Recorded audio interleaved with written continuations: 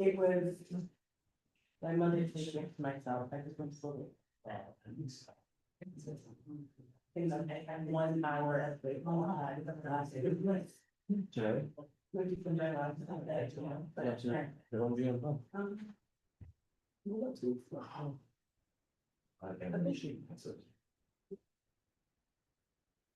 All set, sir. Thank you.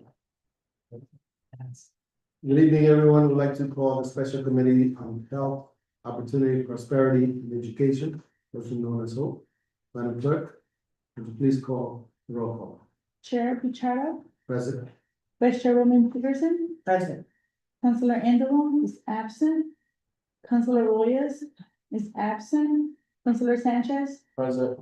3 present, 2 absent. We have a quorum. Thank you. We do have one. Before us, the agenda that was publicized today. First item that we're going to be hearing is the resolution endorsing and urging passage by the General Assembly of House Bill 2025 H 5335 and act related to education of Fort W. Crowley, the Rhode Island Student Investment Initiative. So before we call the first speaker to present to us, I'd like to also recognize our attorney, Arias Perry. Welcome, thank you for being here. And also our staff, again, Youngs and Aaron. To Steve Smith here with us. So the first person that we have to present, we have from the RIDE, Rhode Island Department of Education. Please step forward. We also have in our presence Javier Montañez, Superintendent of the School System. Right.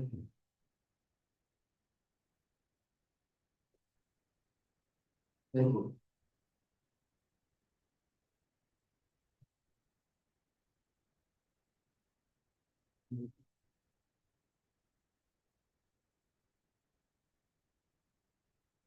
I think this is the time to, do we need to swear him in? Are we swearing? Yes. Raise your right hand. You swear under the penalty of perjury that the testimony you're about to give is the truth, the whole truth, and nothing but the truth. Please state your name and titles for the record, please. Drew Rogerson, Deputy Commissioner. Javier Montes, Superintendent of Practice Services. Thank you. Welcome, you may begin, Drew, please. And if you could just speak up, Yes, that would be great.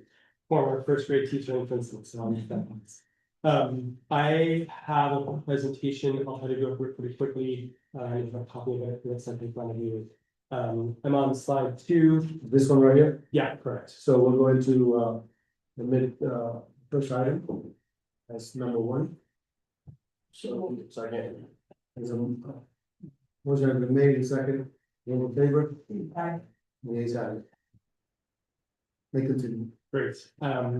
4 major points that I want to hit this evening, and obviously we'll move through this fairly quickly, but I'm happy to answer any questions that you all might have. The first point that is important, at least from my perspective and from Ryan and the commissioner's perspective, is that PPSD has made significant. I acknowledge and I'm clear-eyed that there is significant work to do, particularly to deliver on a promise of excellence and equity for all students in Providence. But I would also suggest that the evidence is irrefutable that significant progress has been made. I want to congratulate and thank the superintendent and his team for that incredible work. Point 2 that is important from my perspective is that we are not currently ready for a 2025 transition. It is our position that we can be ready for an accelerated return to local control, and RIDE is committed to roll up our sleeves and to work in collaboration with the city, with PPSD, with the PPSD board, with the city council and its staff to accelerate the return to local control. But the conditions are not being put in place right now in order for that to be successful. In October, in December, and in February, in formal written communication from the commissioner has made very clear the conditions that need to be put in place in order for us to consider accelerated return to local control once it was clear to us that the city was consistent. Those areas which we'll explore this evening focus on governance, finances, facilities, legislation, and transition. Nothing has changed. We have not moved the benchmarks, and there is no trick here. These are things that we think are foundational, and that if put in place and done quickly, we can be well positioned to talk about accelerated return to local control. And then the final point that I hope to stress is that whether or not we are successful in accelerated return to local control will depend on one thing: adults rolling up their sleeves and doing the hard work together to ensure that the conditions are in place. We have seen incredible momentum. There is still far more work to do, but we have seen evidence both here locally and nationally of things returning back to local control and then moving backward, and that's what we're trying. So my sort of focus on most of this presentation this evening will try to articulate, I think, where we have virtually agreement between all the parties around the conditions that need to be put in place, and I'll walk the team through that. On slide 3, I just want to sort of show some receipts or show some evidence that suggests that PPSD is building momentum. There was one district in the entire state who improved on broadcast ELA, broadcast math, SAT math, and SAT ELA. And that one school district was Providence Public Schools. They saw, please go ahead. Councilman Um, Sanchez? thank you. What's LEA? Oh, sorry, English language arts. LEA.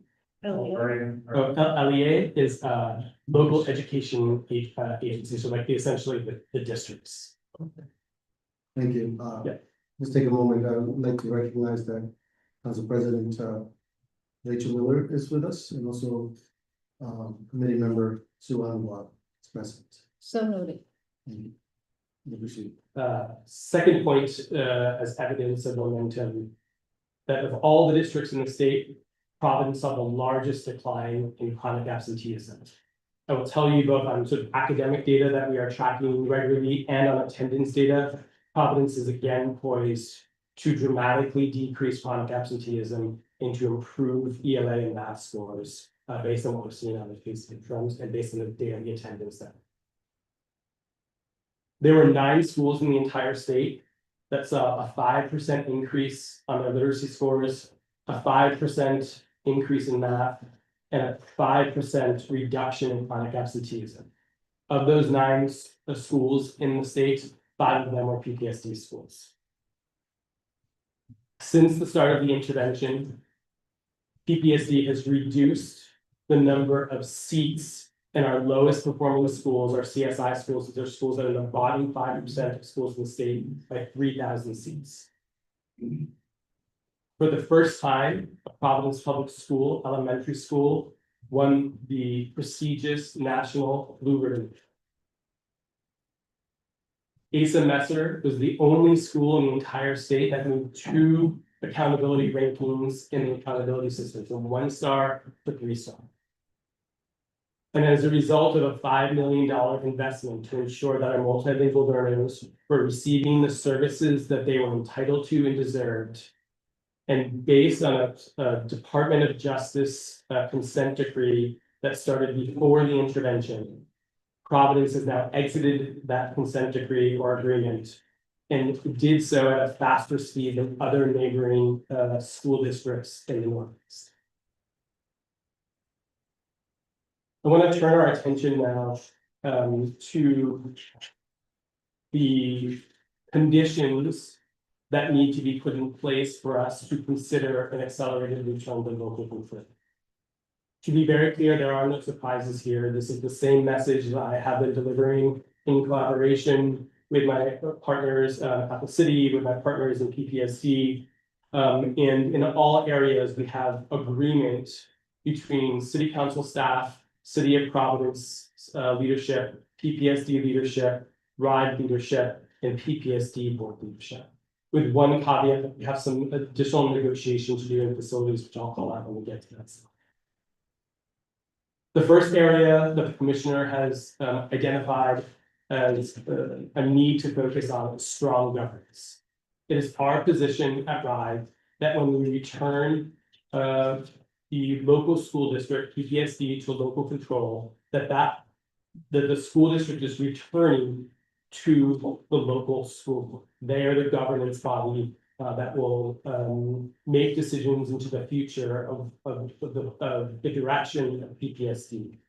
And so it is important to the commissioner that the board is strong, student outcomes focused governance. They are focused on student outcomes, that they listen to the voices of the community, and based on the vision and values of the community, that they set 3 to 5 goals that are student outcome focused goals, whether that's academic or SEL, social emotional learning goals, that are important to them as a board because they reflect the vision and values of the community, and they articulate those goals to the superintendent, who then adopts those as district-wide goals and makes progress on those areas because they reflect the vision of the community. The commissioner expects, which we have talked about, that the board is spending a majority of its time, or at least 40 to 50% of its time, focused on agenda items and actions that are attached to those goals. Their job is to monitor and support and make sure that the district has the resources it needs to make progress toward those 3 to 5 goals. They need to do work to monitor themselves as a governance team to ensure that their core work becomes focused on making progress on those 3 to 5 goals that reflect the vision and values of the community. And they need to at least quarterly, in a formal way, evaluate their progress toward monitoring and progress toward those goals. Those are these conditions relative to governance are things that have the full support of the PPSD board leadership, of the city council staff that have a collaborative working group, of the city of Providence, RIDE, and PPSD. I'll turn to finances next on slides 6, 7, and 8. I will say that the commissioner and the mayor have had a dialogue on this specific issue, and both parties have committed that they will honor the settlement agreement.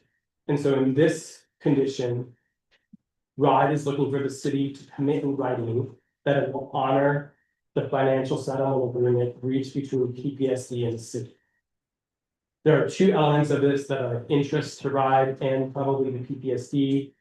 One, and I'll get to the agreement in one moment, but there's a section of it under FY27 that promises and commits to increase the local contribution to PPSD from the city to match any increase in state aid.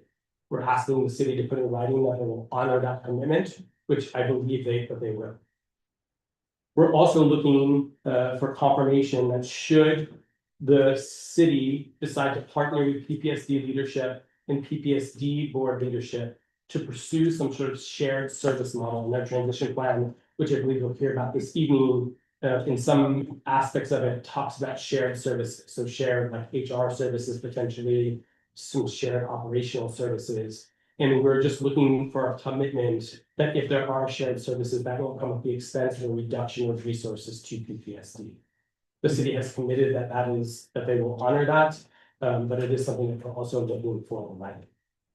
In case you are new to the settlement agreement, I'll get with the details of it. I'll just take a minute in slide 6 or 7 to walk you through the contours of that side.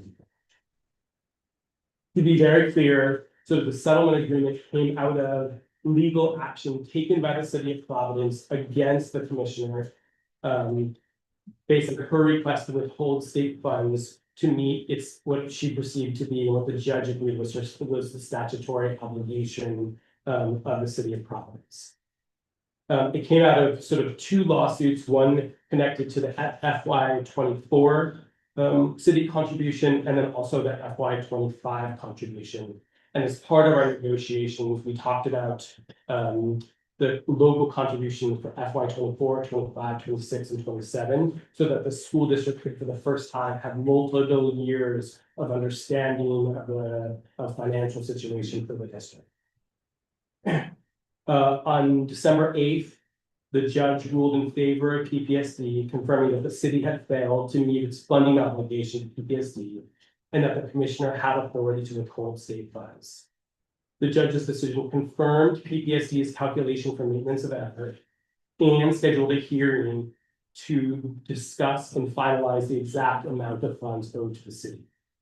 At this point, the parties engaged in settlement discussions, and that then leads us to slide 7, which outlines the FY 24, FY 25, FY 26, and FY 27 settlement.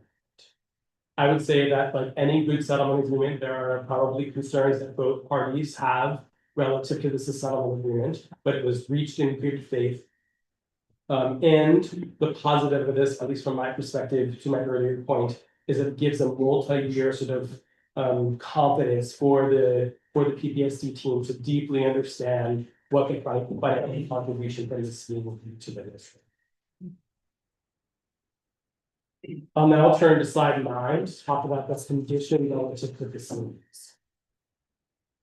To be very clear, we are very proud of the progress that has been made in facilities. We've put up more schools in the last few years than I think has been done in decades in the city of Providence. And we also acknowledge that many of these projects are multi-years off track. That, of course, comes at a cost, particularly given the escalating cost of construction to the Providence taxpayer, and also sort of threaten the ability for us to deliver on the goal of like or brand new schools for all PPSD students by 2030.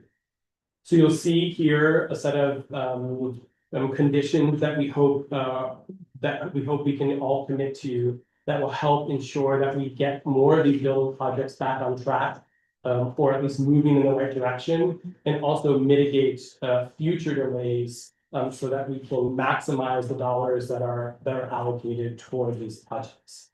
This is the one area where I think we have agreement between a collaborative working group on everything here in spirit. We're about probably 90% agreement relative to the language, but there's some sort of more discussions that we need to engage in order to sort of finalize this and have 100% agreement between all parties. I'll just quickly end with the last two and then turn it over back to the chair or the superintendent for his remarks. There are 2 other areas which the commissioner has called out that she would like us to partner on to demonstrate our readiness for return to local control. The second is relative to legislation. There is interesting and really important from our perspective legislation that's currently in front of the General Assembly and likely will be in front of the General Assembly in the future. The commissioner is looking for RIDE, PPSD, and the city of Providence and the PPSD board to be unified and advocating for legislation that removes educational barriers for Providence's children. And some of this legislation that we think, I think we all agree to as sort of a governance team are the 3 Zurier bills are connected specifically to Providence. There are also bills relative to school funding that we think are in the best interests of Providence's children. And particularly as we head into the next legislative cycle, we're looking for all parties to come together to be unified and to use our influential voice to get resources and support for Providence's children.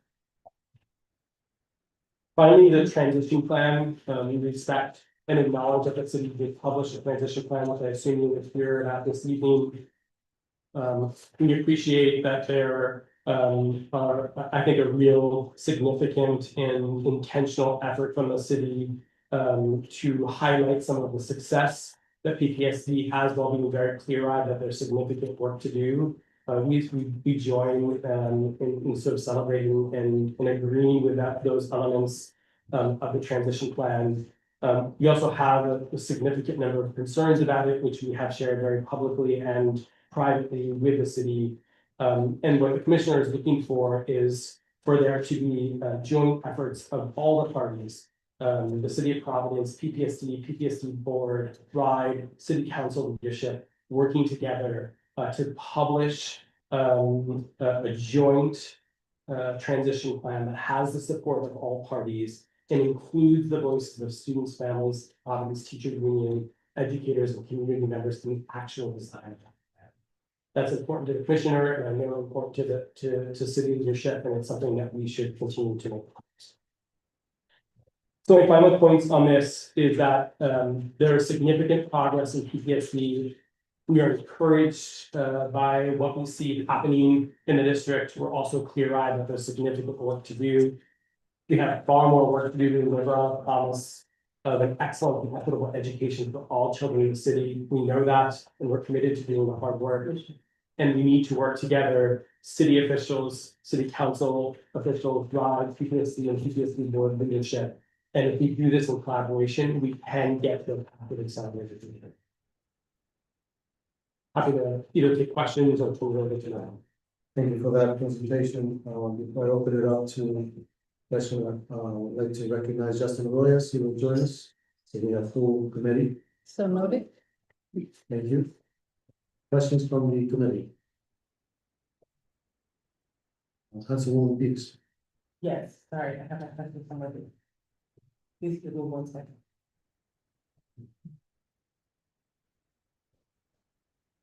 I can't find my question, I'm It's okay. sorry, never mind, I'll ask it after.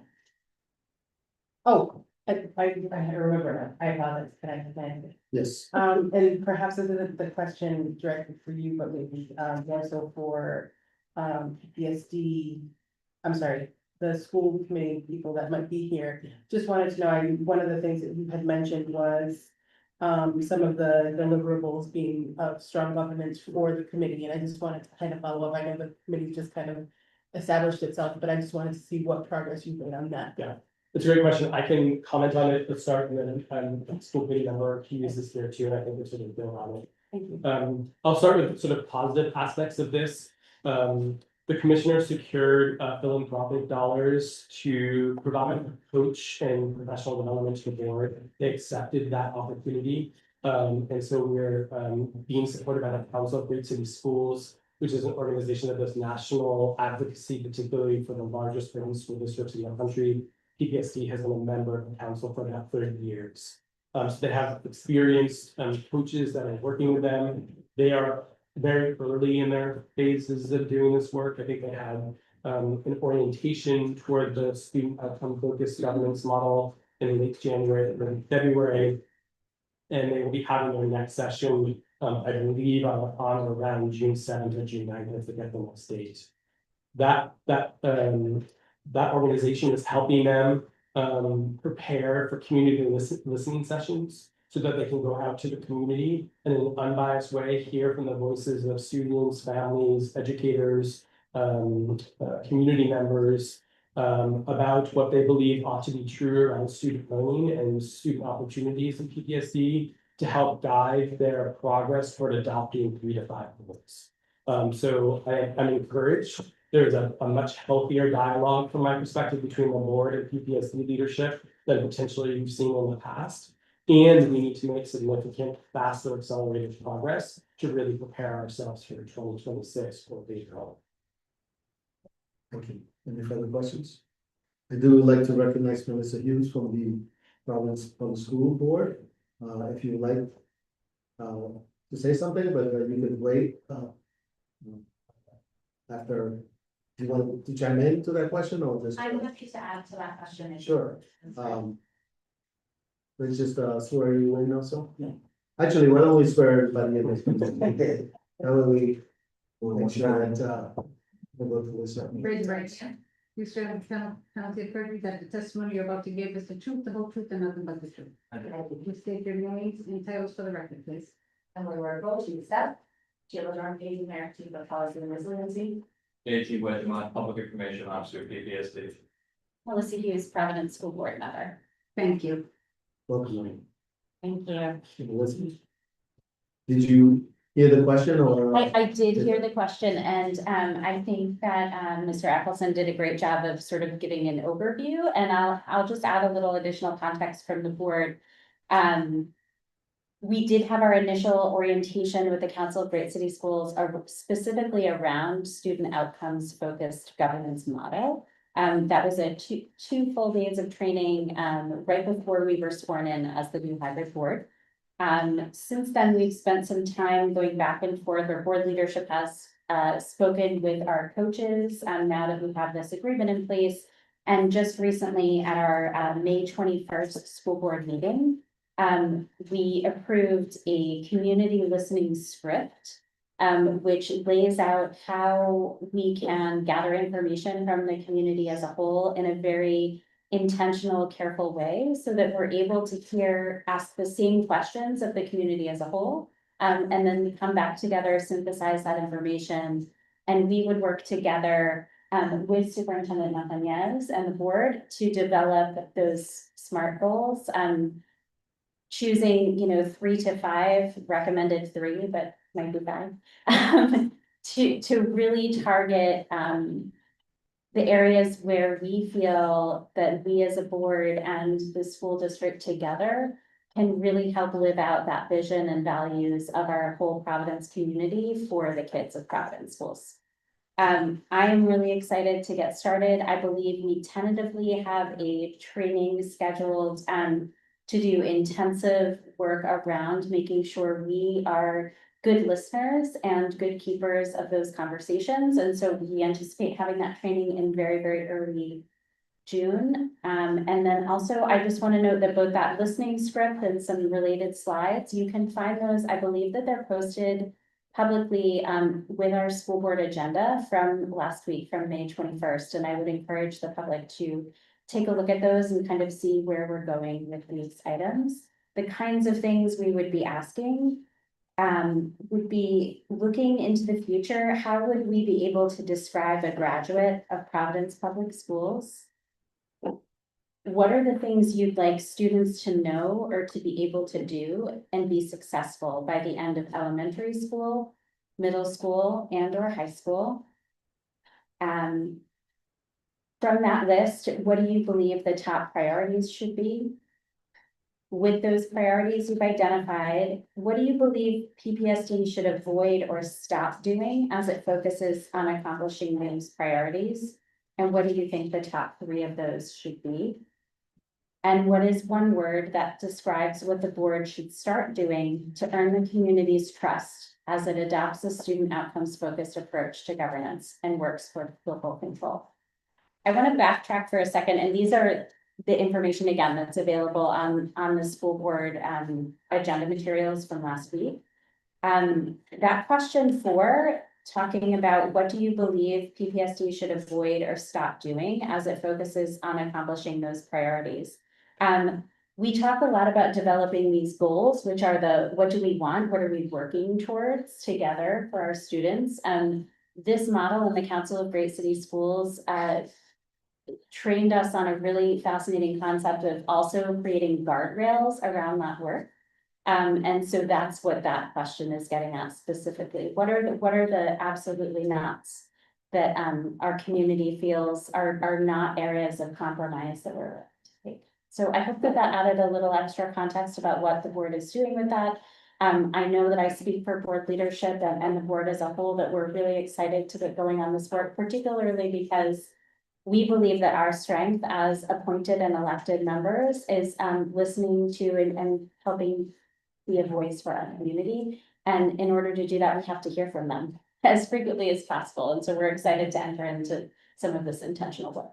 Right, If I can add to the work, working in partnership, and that's the great thing about developing this partnership with the school board, working together, is when they plan to go out and have these listening sessions with the community. As partnerships, what resources do we have that we can support the school board when they go out as far as translation, interpretation, to making sure that we're out there and giving them every opportunity to get all the information from multiple, because we have, as we know, Providence, we have multiple nationalities that we need to address, and how can we support that and making sure that we're going out to help them with that as well. Another thing we heard, a portrait of a graduate, what that looks like. We actually in the process of developing the portrait of graduate, which has involved our equity office, who has involved students from the Respect Conference and how that's developing, but also going between departments, which is our teaching and learning, because everything that we do is making sure it's focusing on student outcome. So how are we developing that portrait, which is a pod, which is the portrait of graduate? How are we developing that with the mindset of outcome for students? So we want to make sure we marry that. So that's also in the making, that's gonna be coming out. So we'll have that ready for you small in the future for students who are graduating, what we expect them to do. And Any other questions from the committee? Superintendent, would you like to say? I mean, you heard both sides, the great things that are happening in Providence, and, you know, the work hasn't been easy. And then we all know that work hasn't been easy, and the journey hasn't been easy, and turnaround work is not easy, it's not supposed to be easy. And I know that we've hit so many bumps in the road, but we no longer where we're at. And we know where we're at, but we also know where we want to be in the future, so how do we do that as a team? Making sure that, A, we all are at the table, having those rich conversations with the transparency, with the collaboration, and then making sure that we're working together, so at the end of the day, it's the student outcome. We all have to make sure that we understand that whatever work we do, wherever we have, in whatever positions we're all held accountable to the highest degree, which is making sure that we prepare our students for the future. So this is great news, you know, great work that we're doing as a partnership. And this is what it takes for us to turn around the district that once was, you know, when we go back to 2019, we had the Department of Justice that came in, but we also, you know, they did the research and said that we was one of the worst districts in the nation. So we're turning that around. I mean, we've heard some of the great things that's happening in Providence, some of the CTE programs that we have, how we're developing CTE, giving our students the opportunity to be successful. It's not college or a career path, right? It can be a combination thereof. We can use a career path to go to college and vice versa. But it's about the work that we're doing, and we're starting to see those numbers change. You just heard the 555. You just heard that the work that we're doing, increasing, dropping chronic absence, improving class attendance. Math, we have the math and English increasing in the test that the students are doing, SATs. So this is great work that we do, and sometimes people don't want to acknowledge it, but you can't argue with that. And that is here, is showing you the great work that we're doing. We just have to make sure that we continue with that momentum. We don't fall back, we don't slide back, we don't go back to 2019. When the Job Hopkins report came out, it said many things that we were not doing correctly, and here we are making a change, because I keep saying that, I said it from day one. Providence has become the destination of education, and we're well on our way. I mean, I'm happy to be a part of this. I don't know how long I'll be here, but you know, as long as I'm here, I'm taking 100% of my time, because I want to be able to work with a team to give back to the community that's given us so much. And I think that's our responsibility and accountability to do that. Thank you. Councilman Justin Lewis. Just, I apologize, I'm just catching up here, so, so is the timeline to return to local control, is it 2020? Is there a actual year of when all parties are expected to agree on something? Because I missed the presentation, I really apologize, I just don't see a commitment outlined in the PowerPoint slides. Are we shooting for 2026, 2027? Has that even been declared yet? Yeah. So this is the commissioner's perspective, and this is Ryan's perspective. The K-12 council voted to return PPSD in October of 2027. The commissioner is very clear after discussions with the mayor that there is a path to accelerated return to local control. She's open to that discussion, and all she's asking for are 5 simple things, which are progress on the conditions that are outlined here and the 5 areas that are identified in the PowerPoint slide. If we can get to a path in which those things are ready for 2026, the commissioner is ready to consider an accelerated return to local control. If we can't, then we're probably on a 2027 timeline. I do believe that for the first time, at least from speaking for myself personally, we are in a place which I have not seen since I started this role in September, where I think all parties are on the same page, that these things are both achievable, and they're going to require a lot of hard work we need to roll up our sleeves and get moving. We have to stop talking about the work. We have to do. Thank you. Can I just do Go ahead. follow-ups? So, um. Kind of getting into weeds of like the commissioner's expectations of bringing up all parties together and committing to certain conditions. In that spirit, I'm just for clarity's sake. You had meant, not you, but the presentation mentioned that, there needs to be a commitment to legislation that removes barriers for children of Providence, educational barriers. What are those educational barriers, from Rye's perspective? And, what are the three, I think, zero bills that, the commission would like all parties to back? Yeah, I'll also back into the question. I don't know if Steve wants to also talk about those areas, but this is an example of legislation or sort of advocacy that we think would benefit Providence's children. Right now, we believe in some ways that we are undercounting poor students across the state of Rhode Island based on how we identify students who are identified as low income. Right now, we're using SNAP and TANF as a proxy for identifying low income students. We know, without going into a lot of the details, that in some of our urban core school districts, some students are not eligible for SNAP and TANF. If the commissioner has made a recommendation, for example, that we potentially use Medicaid as a proxy for low income students. My sense is that the city probably also agrees with that perspective.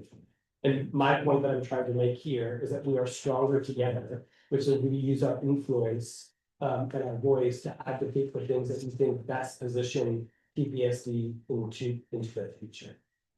There are also a series of bills that Senator Zurier has introduced into the Senate.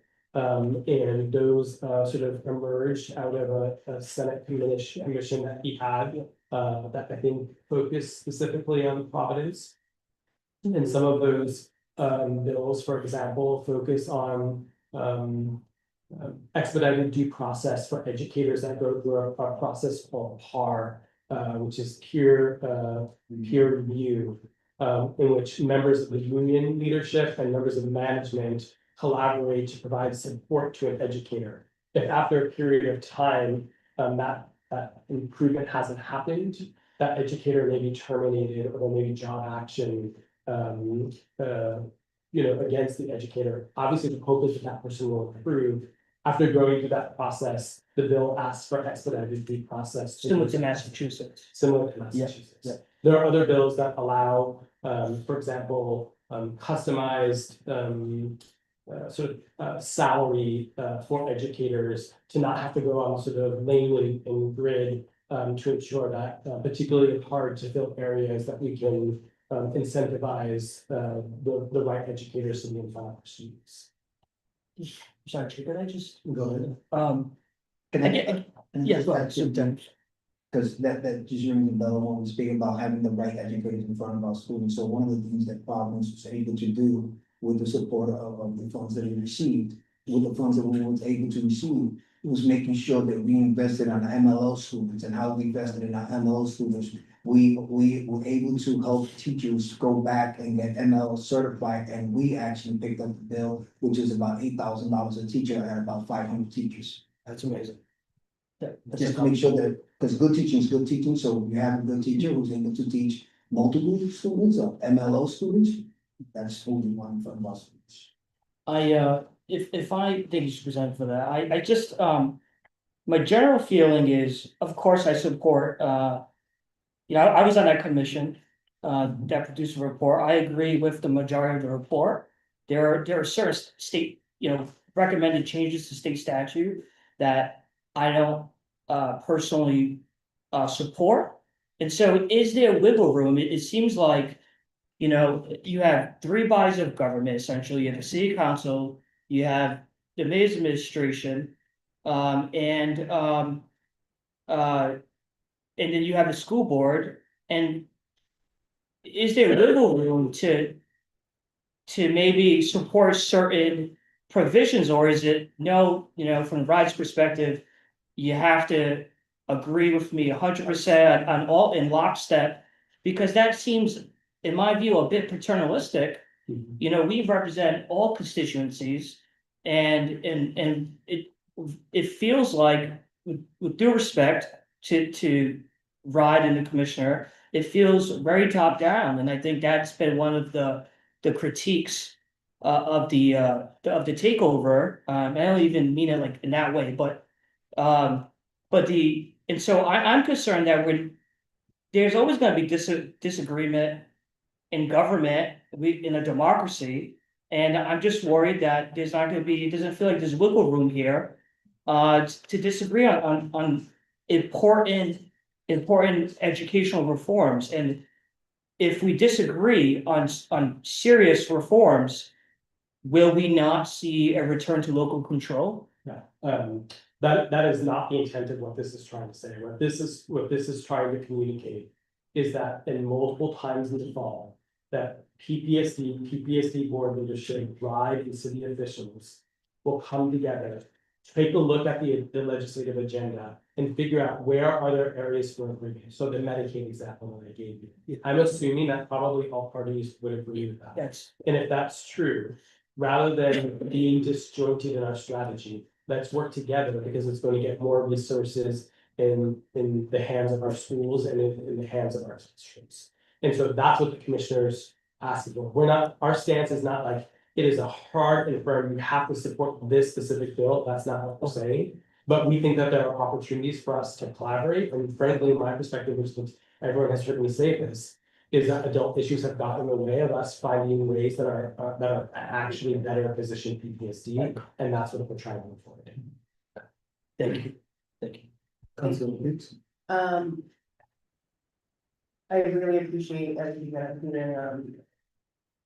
One of the things that I look for as I'm kind of trying to review all of this and grapple with, and understanding how we move this forward. So that comes back to city controls. I look for generally understanding what we're going to do to provide students with additional supports that they need. There's plenty of data to reflect the fact that students more and more are needing additional requirements, or need more learning supports, more, you name it, it's required at this point in time. And prior to the position that I'm in right now, I came from a school that provided all of those things at very individualized levels, and it was extremely well done. However, it was very expensive. And I'm very well aware of what that pricing would work for just one individual student. And I know that as we see more and more students that require these things, some of these things are just unattainable in the way that, in the true sense of the word, where we're trying to give as much as we possibly can to be able to facilitate success for each individual student. So I'm wondering what we're doing to move the needle on that, which is such an important component to everything that we're doing here. Because it is vital for our kids. So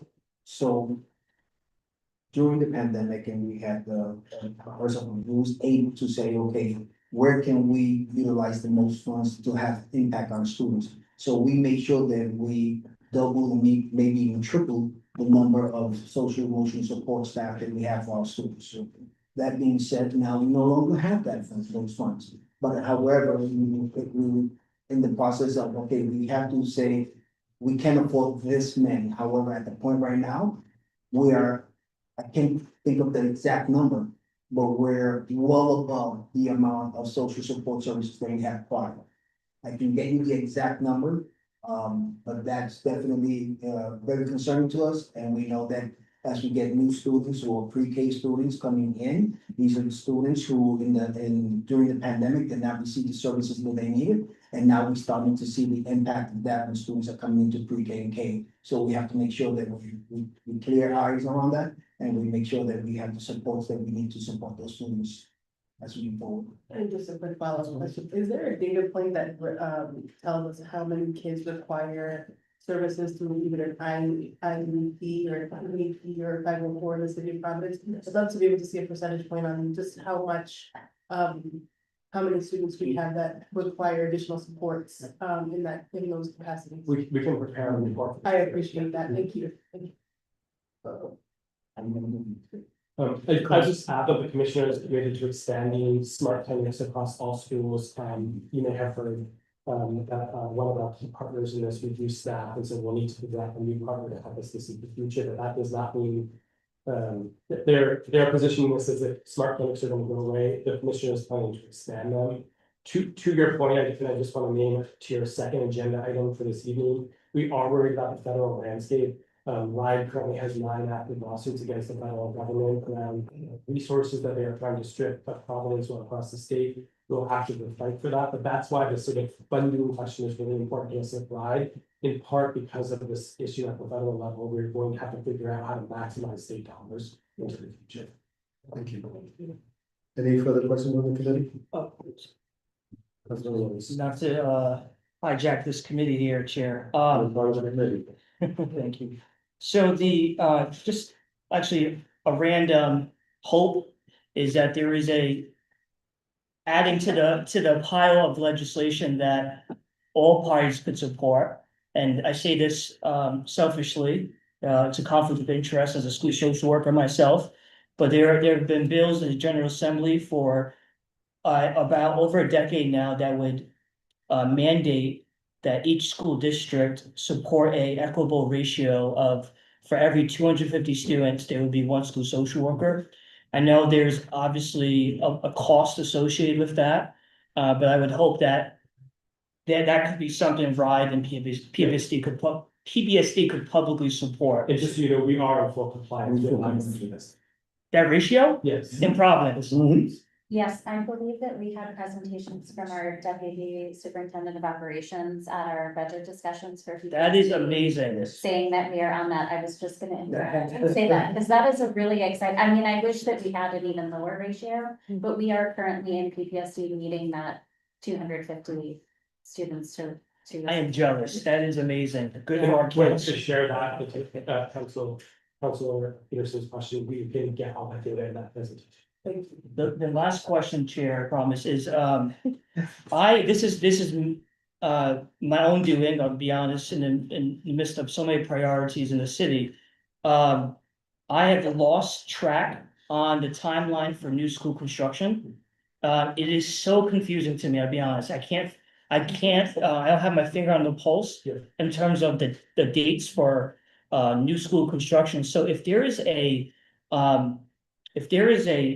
easy graphic that PBSD or RIDE can produce that can, oh, is there one here?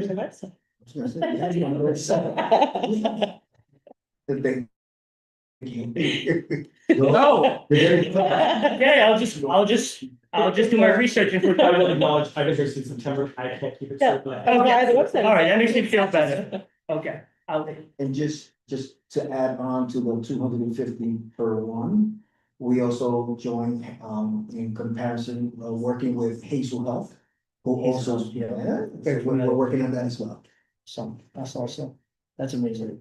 I just, Any further? I'm so sorry. Yeah. May I wanted to build on Councilman Reyes's point that there seems to be some lack of clarity around the capital plan. And I think that there is information available, but I think there is a commitment from, as part of the collaborative working group, that all of our leadership together to really help in the next few months clarify that and make that more publicly available, because we do have a lot of projects coming up.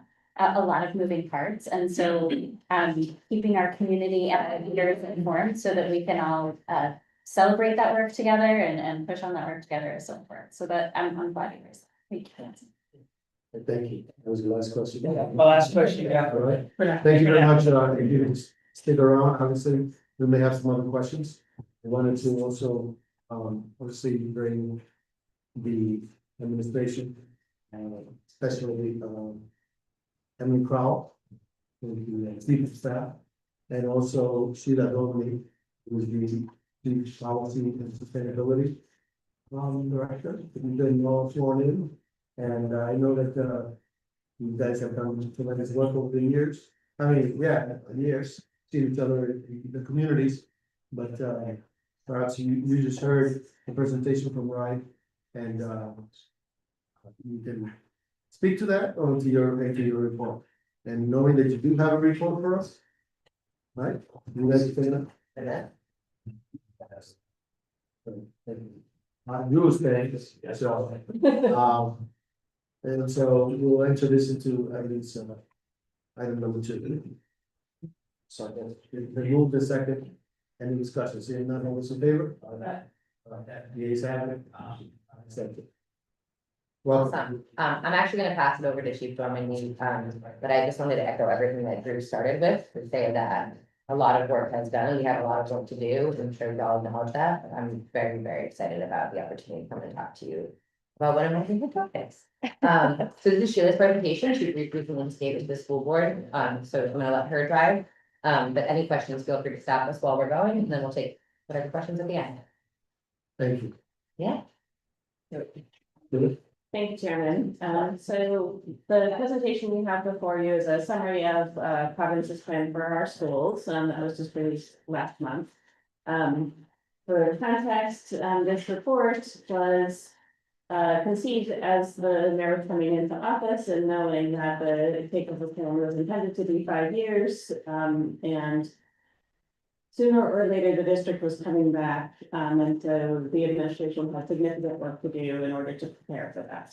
So this was the administration's pre-work, for all of the collaborative work that Drew just described for you of all of the entities working together, knowing we have a lot to get in order to be prepared. So this is the city's approach to that piece of the work. What you have on the second slide is the timeline. You all are very familiar with the process that we have been through here. The superintendent mentioned the Johns Hopkins report in 2019 that identified a compelling case for a significant intervention with PTSD. And just before the onset of the pandemic, Ryan and PTSD, with a lot of community engagement, developed the turnaround action plan. And a series of metrics that the district needed to be working towards in order to best serve our students and properly serve our students. Drew made an excellent case for all of the significant work that has happened towards achieving the goals of the turnaround action plan during this time since that, and we really appreciate and celebrate that progress that has been made to date. The mayor convened the return to local control cabinet as a group of experts to help figure out what is the plan to make a plan. So like bringing together city council staff, school board members, administration staff, as a group to figure out like, what are the things that we need to make sure that we've got in order. And the cabinet identified the 3 things that we needed to be doing. We know, and we have heard repeatedly from the community that they needed to be engaged. And so we needed to listen to the community first about what are the issues we're dealing with in PPSD and what are the priorities for what action we need to be doing. And we needed to be working internally to figure out what are the action steps that all of our departments needed to be doing in order to get there. And so we proceeded last year to take the advice of the Return to Local Control Cabinet. I think many of you participated in one of the community engagement events that happened throughout the last half of last year. That resulted in the Community Voices on Providence Schools report that was released in February. And based on all of that work that was doing and internal conversations with staff, and across multiple departments, developed the Providence plan for our schools. This again is the pre-work for the collaborative working groups work, and that is the current events now, is partnering with RIDE, PPSD, the city council, the school board, to do that work of rolling up our sleeves, and making sure that we have everyone understands what their roles and responsibilities are and the work is underway. The mayor is committed to doing that hard work, and we agree that that is definitely achievable to accelerate the timelines as a return to local control. This slide 3 is a quick summary of the community engagement, work that, the administration coordinated over the last year.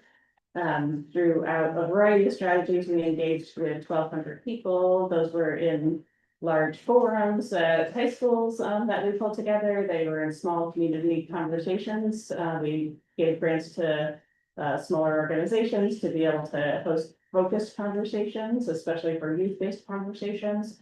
And we conducted an online survey, and conducted an official public opinion poll also. All of it's official, but statistically relevant public opinion poll is what I mean by that. And we were very focused on making sure that we had broad participation from across demographic groups, and zip codes across the city. This next slide about what we heard, comes with the caveat of, we certainly have made a lot of progress. We heard some hard truths, as we were talking with community. People are still, frustrated with our school system. There's no denying that. There's a lot of urgency about returning to local control. They're frustrated with the quality of public education. They want more collaboration and community engagement. And this feeling of not being heard in decision-making was most noteworthy among youth voices. Consistently, we heard hope for a brighter future. It was a little bit hard delivering these messages back to the community, but we felt it would be disingenuous not to share that we heard these, not flattering things about the district. We know that there's a lot of success that's happening at PPSD, and we know that there's a lot of frustration in the community to hold those two disparate ideas at the same time. And we needed to be accountable and transparent in reporting that to folks. The next slide is from the public opinion poll. This is a poll Mayor does on an annual basis, so we have tracked data over the last 3 years. And it's a pretty consistent dissatisfaction that we're hearing when we're asking this question from community. So that brings us to Providence's plan for our schools. Our teams identified 8 priority action areas for the work that we need to be doing. And on the next slide, the high level takeaways here are just kind of a general overview of the administration's approach to how things are going to be when the district comes back to the school board's control. One of the key hallmarks of the Smiley administration is that we trust the experts. In this case, that means a few different things. Certainly, we will trust PPSD on academic matters. They are the experts, and we will look to them for advice and guidance on those issues. We also appreciate the wide range of expertise that is out in the community, and that brings us that we will be doing continued community engagement and specifically for the rest of this year, supporting the school board in the community listening sessions that they'll be doing. In the concept of supporting systems, we also know we have a lot of expertise within city government that we think can provide significant help to PPSD and maybe even achieve some efficiencies, not in a way that would be able to be reducing the budget for PPSD, but we know that there's always going to be a need for more resources and they need to be deployed as strategically as possible. We see some opportunities here. We have an excellent IT team. We've got a great energy management team. We're looking forward to a more collaborative approach with PPSD and thinking through those types of operational systems where we can be providing support. And on the customer resources, again, our approach is figure out what we actually need, have a close look at the books, a close conversation with the leadership, and figure out how we can be getting those resources. And so that obviously is in partnership with the city council, and we're talking about finances, but it's also grant opportunities and other partnerships that we can find to deliver resources. Also, lots of expertise all around Providence that we think can be supporting the district, and we'd love to support that. So when we developed our first draft of the plan, we shared it with a wide range of entities for review, and we appreciated input that we received from all of the entities, the school board, from the city council, educators and the teachers union, former leaders in the district, other education agencies that supported us, and experts. And that really helped to shape and hone where we went with the final plan that you have here today.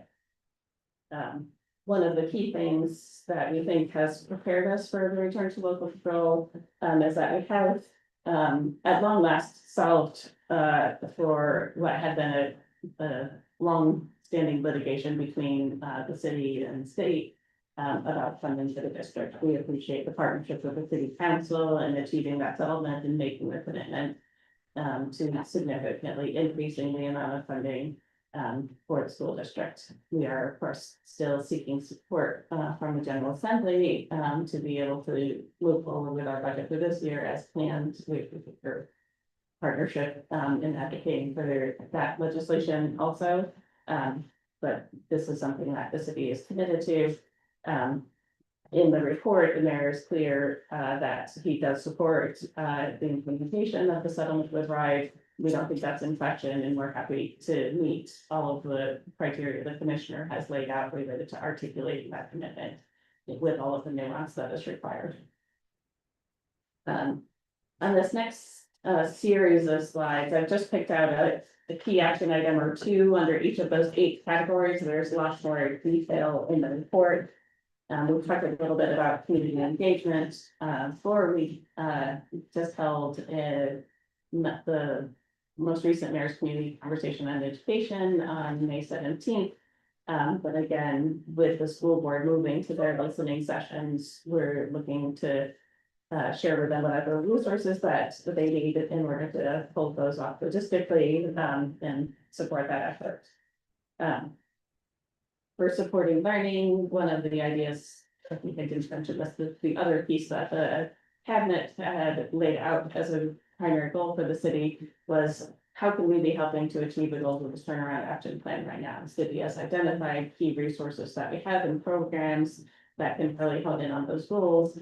And this exercise has really helped us to make sure that as we're making investments in our school learning time and summer learning programs, we are doing it in the most strategic way possible to help move RISE-CAT scores or help achieve goals that the district has already.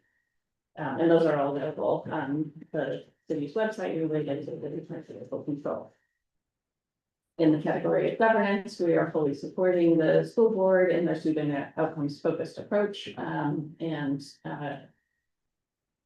are ready, willing, and able to do all of the things the school board needs in order to make sure that's where our conversations are beginning and ending, is where student outcomes are going.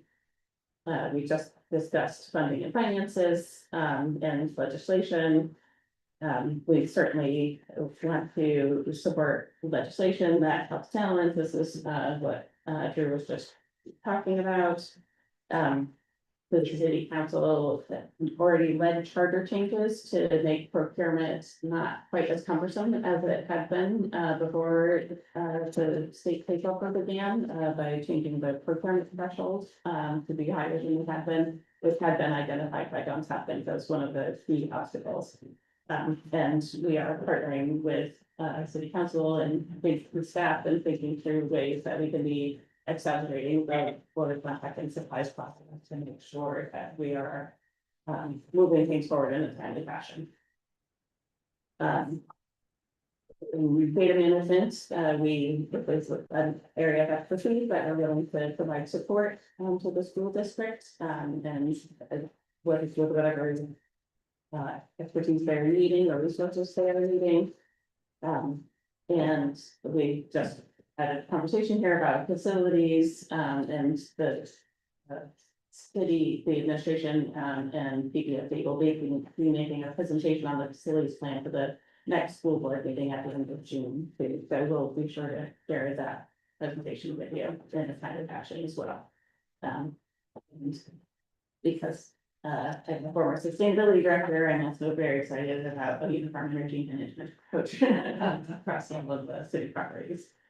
So the next steps that are coming along here, for school board listening sessions, collaborating with the group on developing a plan that will happen. It will share with everyone in the fall. That demonstrates readiness across all of the parties. And again, all of the resources are available on the website here. Thank you, Sharon. Thank you. Questions from the committee?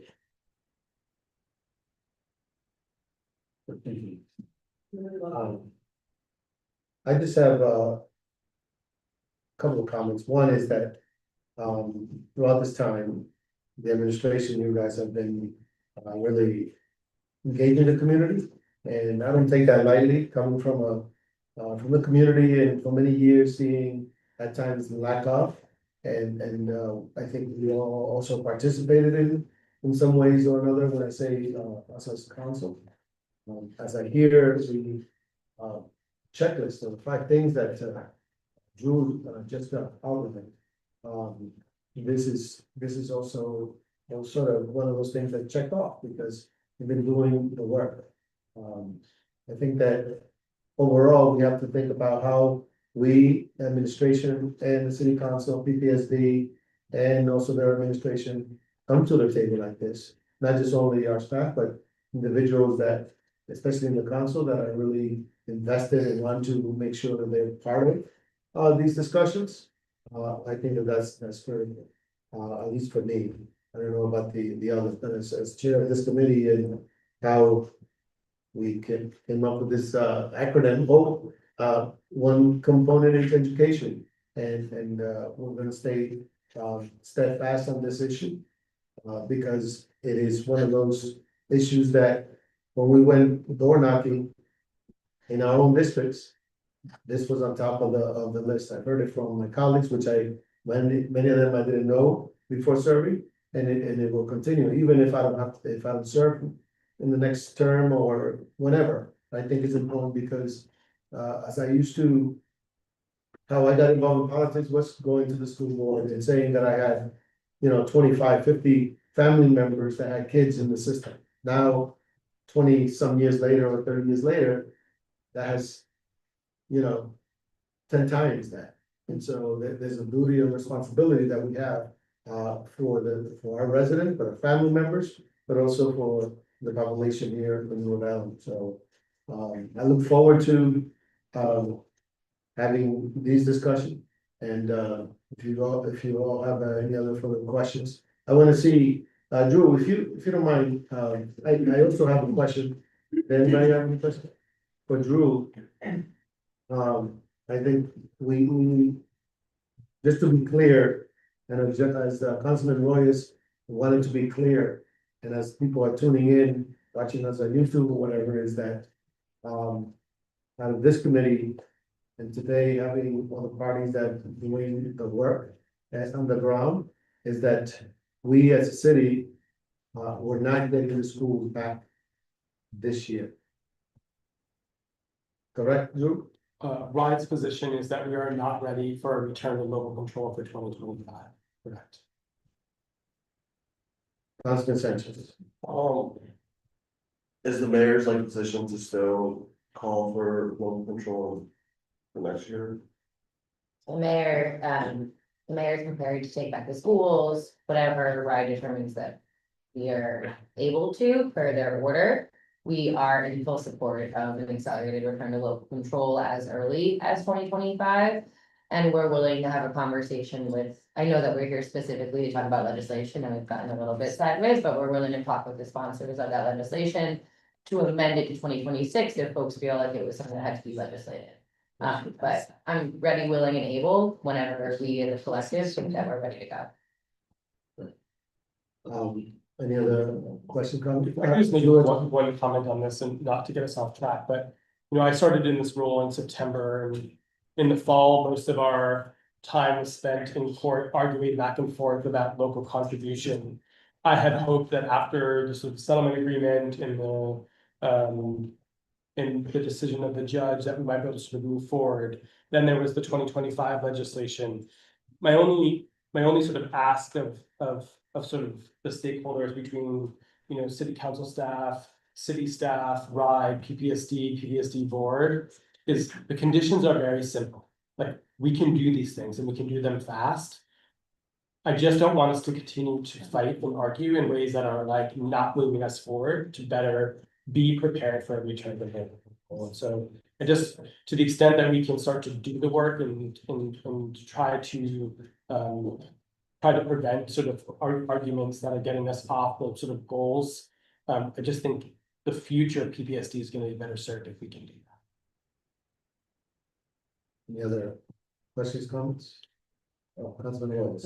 Chair, I'll just share a similar comment to what you were saying in the spirit of sort of just collaboration and making sure our schools meet the needs of our students. I think just as a general comment, I'm very excited for the day we return our schools back to local control. And as we are on a journey to do that, I'm excited for collaboration as well with all parties. I think we all want the best for our students, everyone. And, the mayor often says, there are some bright spots in PPSD, and he's right. And I don't want us to ever lose sight of that. I think to continue that work, we of course need to make sure our schools are, they have the resources to improve on academic outcomes and SEL outcomes. So I just want to I want to continue to deliver for families and make sure that those bright spots continue. But I also kind of just want to say this, I want to get to a point where for some families, I don't want them to consider an escape route from PPSD. I want them to be convinced that when their child is in a seat in any of our public schools, that they can feel confident about their child's future. I feel very deeply about that.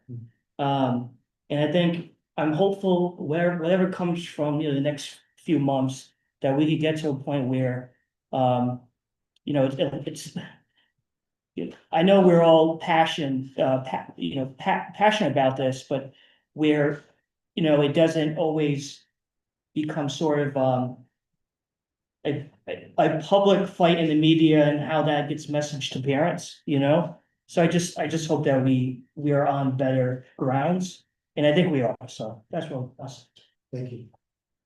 That's what we'll do this. I actually had a quick question with regards to the memo, that the COO put out and some discussion around, the effects of whatever our financial projections would be, as we continue to navigate what our finances look like, or our budget looks like.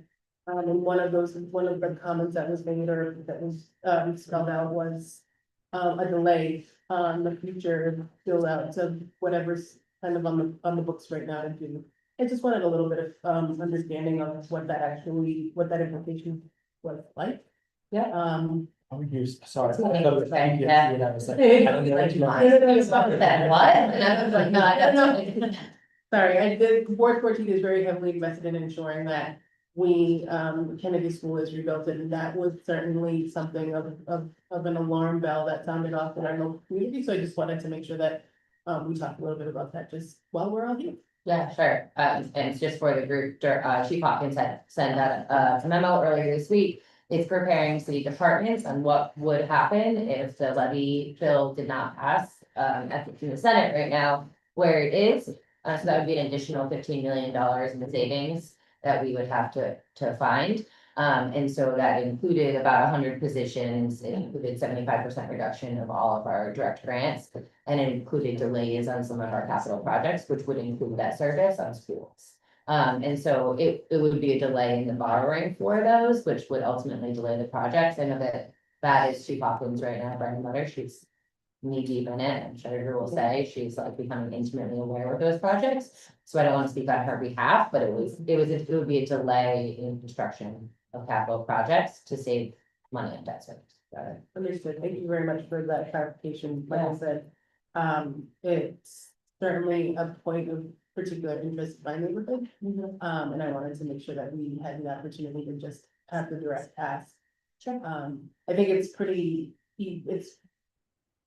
pretty confident in saying that we're all looking for the proper way to handle everything that's coming forward to us, not only from the school perspective, but also the budget perspective. And one thing that has been made really clear is that there's a lot of really great people trying to do all the really great things to make sure that all of the pieces that are in play are starting to kind of work together and hopefully find a path forward. So I really want to appreciate, I just want to say thank you for everything that you guys have done.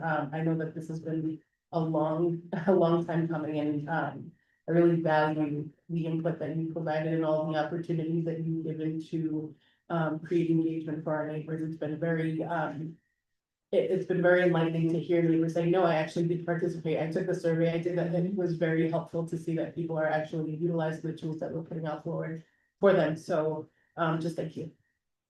Thank you. Any other comments, questions?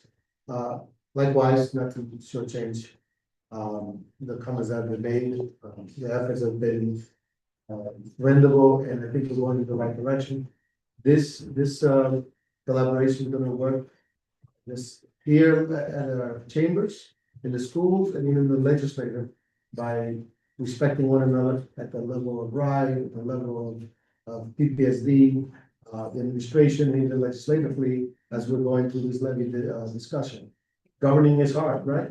And so no one gets elected just because we are good looking or you just have a show up for pitches, but at the end of the day. It wasn't pointing at him, right? Yes, to all of you, but at the end of the day, we have to make decisions that is the best for our kids in the future, so really appreciate it. Seeing no further questions, thank you. Thank you, guys. Thank you very much. I'd like to entertain a motion to continue. Motion has been made and second, any further discussion? Seeing none, all those in favor? The motion carries. The next item on the agenda is the resolution in opposition to the dismantling of the U.S. Department of Education. If you all want to say a brief statement of it, Yeah. this is the opportunity to say a few words on this resolution, which usually we just pass it on the floor. But we felt that this is important to address the fact that all these actions taking place at the national level really had drastic implications, as you heard before us. I think it was the city or RISE, it said that there's 9 lawsuits against the RIDE and so forth. So was that From Red. Against the government. against the federal government? Yes, RIDE has the lawsuit against the federal government due to the dismantling of this public education. So, any discussion? Any comments? I mean, so many. I think it's awful, I should all be strongly opposed to it, Post the resolution. to the action. Okay, the resolution, right? Any, all right, no further comments? Is there a motion to accept move the resolution to the floor? The motion has been moved by Councilman Royce, seconded by Councilwoman Peterson. Any further discussion? Seeing none, all those in favor? The ayes have it, this one remains unanimously. That concludes the agenda for tonight. Appreciate all of you for attending and being present. Is there a motion to adjourn? So motion has been made and second, any discussion? Seeing none, all those in favor? Motion carries. Done. Thank you. Thank you. Only Justin goes. I know that.